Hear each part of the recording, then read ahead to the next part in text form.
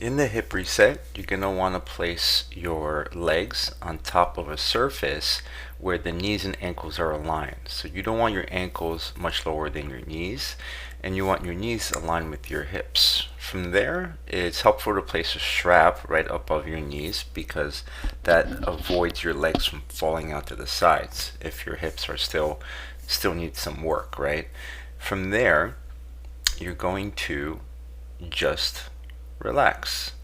And what I'm doing there, what I'm showing there is that the separation from both knees is about a fist width apart. So if you're having some trouble there, that's how far the knees should be far from each other. From there, you're going to set a timer for 5 minutes and we're going to relax. And the goal in this exercise is to go nowhere, right? It's to let go. It's to allow the body to do its thing and unwind and come back into balance a little bit, right? Relax the shoulders, relax anything that feels like effort, right? The point of this exercise is to really unlayer all of the stress and tension that we've built up throughout the day or through the weeks. And this is also a really good exercise to do your meditations and your reflections and any mindfulness work because it's, for some people sitting in like a true meditation position isn't really optimal.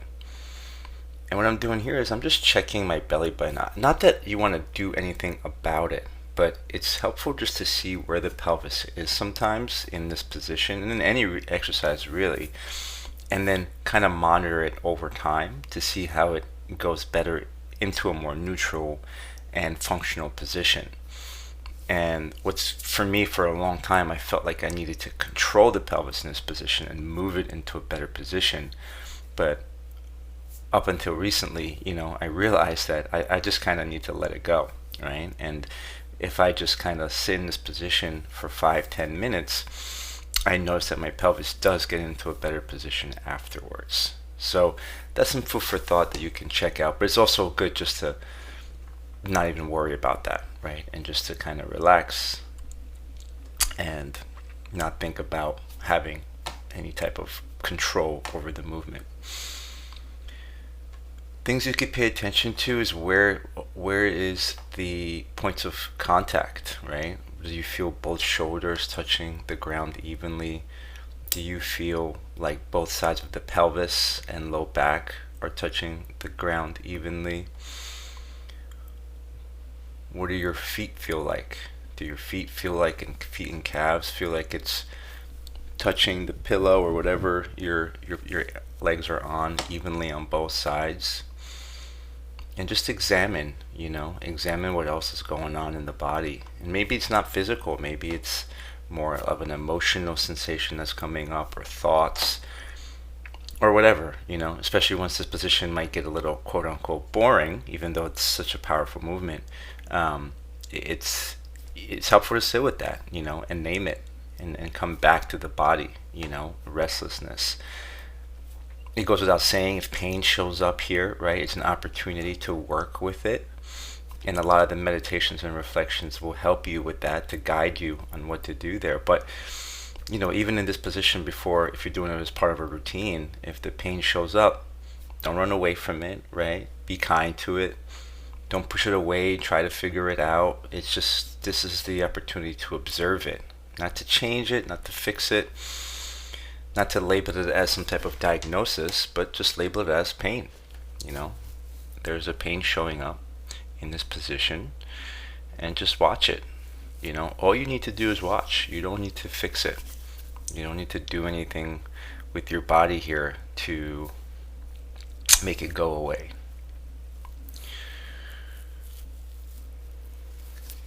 And my eyes are closed here, so you can have your eyes closed or like maybe a gentle gaze here.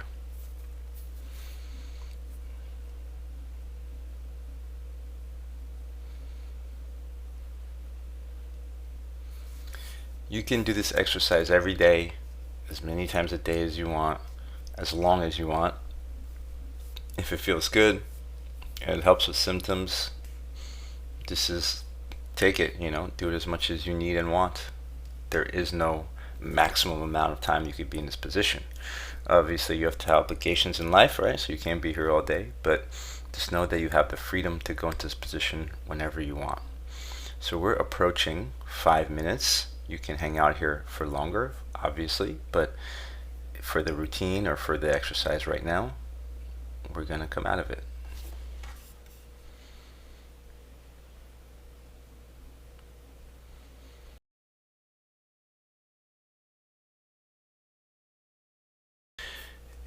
In this exercise, we're going to raise our target leg. We're going to keep it bent so the knee and ankle are aligned, and as is the knee and hip. And then we're going to start doing circles for a minute. So first we're going to go in the clockwise direction with our ankle circles, and we're going to go not too fast, as slow as we need in order to really feel like we're going through the entire range of motion with our ankle. Also notice how my off leg, so my left leg on this side for this exercise right now is straight, and the toes are also pointing up, right? So we want to keep that other leg active as we do these ankle circles. And as you do these circles, you want to make sure you maintain alignment. Don't let the ankle fall too low or too high as you do the circles.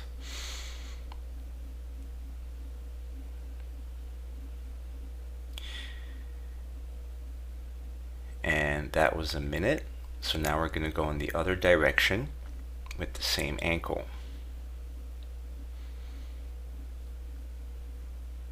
And notice how my hands are holding on to my hamstring here. So we're not really trying to work the hips here. You can really relax the upper body and relax the leg, the lower part of the leg, while you really just zero in on the ankle here.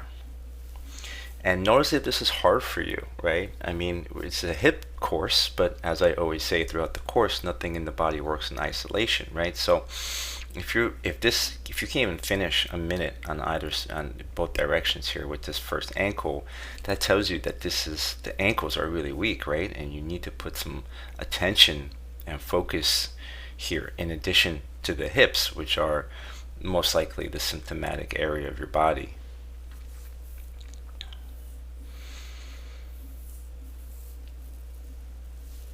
So once we finish the circles, we're going to do 10 reps of point and flex, right? So we're just going to point the ankles down into plantar flexion and then point the toes up into dorsiflexion. And we're going to do 10 reps to finish off this side of the leg.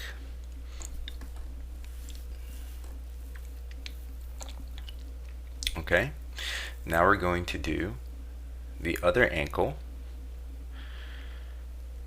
and we'll start going in the clockwise direction.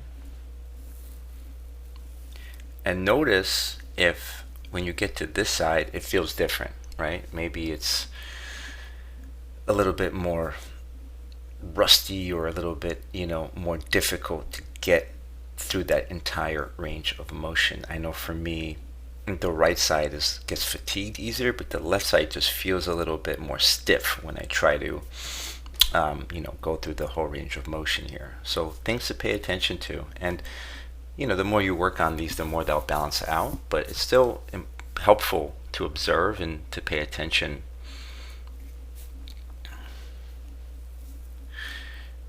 The ankle and knee are pretty aligned here. I might have went a little higher than I wanted to watching me again, just so keep that ankle aligned with the knee if this is happening to you. And that is a way the body's going to want to compensate, right? If your ankle's starting to fatigue or get tired, it will start trying to come up higher, because that takes away some of the tension in the ankle muscles. And pay attention also to what area of the ankle is fatiguing more. For me, I know it's the shin muscles always. I'm just super weak there.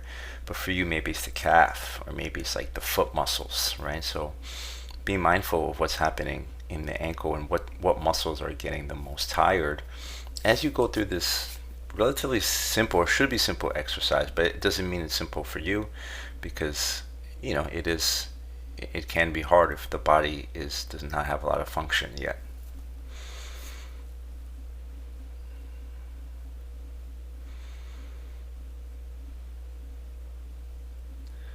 slowish pace. Even if we're coming to the end here, we want to finish strong and not cheat, even though we may be getting some burning in that ankle already. Okay, so that's a minute. And now we're going to finish off with some point and flexes on that left ankle. And once you do 10 point and flexes here, we can come out of this exercise. Good job.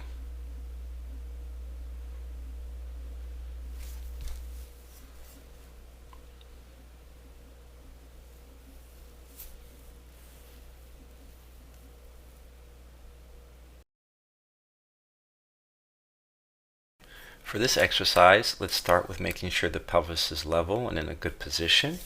And then we're going to set a timer for 2 minutes, and we're going to start moving our pelvis into a posterior tilt where we want the glutes to engage and our low back moves flush against the ground. And then we want an anterior tilt where we arch the low back and we scoop the pelvis in the other direction. And what we want to feel here is when we go into a posterior tilt and we tuck the pelvis under, we want to feel the glutes engaging and working. And when we arch the low back and we move the pelvis into an anterior tilt, we want to feel the muscles in the hip flexors, the hip flexor muscles in the hip crease contract, right? And it may not feel that way at first, but that's okay. Stay patient and keep that intention in mind as you do this exercise. A helpful cue to get the hip flexors working is imagining like you're going to lift the legs in the air. So you're not actually lifting the legs in the air, but it's the same muscle group that would lift the legs in the air. So that's a helpful way to start feeling those hip flexors when you're going into the anterior tilt. And when you're tucking, you really want to, one thing that helped me in the beginning is really driving the low back into the ground with the use of the glutes, right? We don't want to just get there by using the lower back muscles, right? But it is helpful as a cue to get to that position. So just going back and forth, taking our time. For a lot of people, the shoulders want to get involved and the neck muscles want to get involved. So really pay attention that you're keeping the upper body, especially the shoulders and neck, relaxed throughout this exercise. So this is a great exercise to do every single day.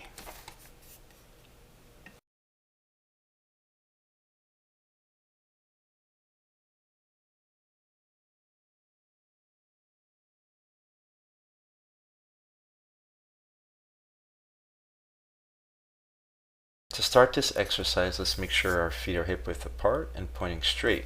We want to curl our fingers and point our thumbs out. That's going to be our hand position on both sides.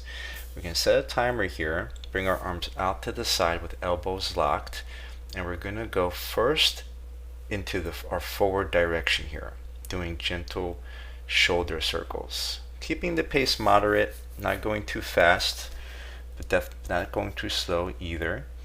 And also the range of motion is pretty moderate. We don't want to be too shallow or too wide, right? So we want to keep that circle nice and moderate as well. And from here, make sure the shoulders are pulled back. You're not just hunching over and using your neck. And try to keep those shoulders back throughout the exercise. And many people might be surprised of how challenging this exercise can be. And if our shoulders are super weak, that could definitely affect the way our hips feel. So we're approaching 1 minute in this direction. What we're going to do now is turn our palms over facing the ceiling and going the other direction, right? So we're going to do the same thing. Keep the circles moderate, keep the pace moderate, and just going backwards. Keeping those shoulders back the best we can, so we're not just using our neck here. And this might be getting pretty hard for you, and if it's really, really intense, you could take a break. If not, just smile like I'm doing here and do your best to finish this. And if this is very challenging for you, what does that tell us about your shoulder function and how your shoulders are helping the rest of your body move? So if definitely keep working on this and notice how much easier it gets as you get better, but also notice how the rest of your body feels as your shoulders develop better function. And that's a minute. Great job.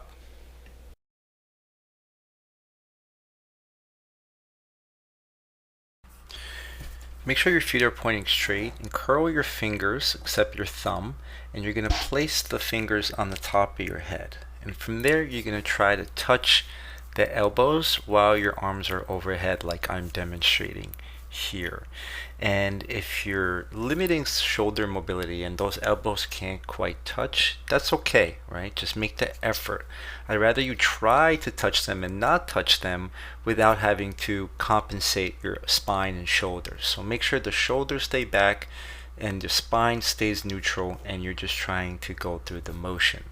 From the side of you here, you can see that my spine stays neutral, right? I'm not doing anything weird with my spine in order to get my elbows to touch. Whatever range you have, just make sure the rest of the body stays nice and still. And those are the elbow touches.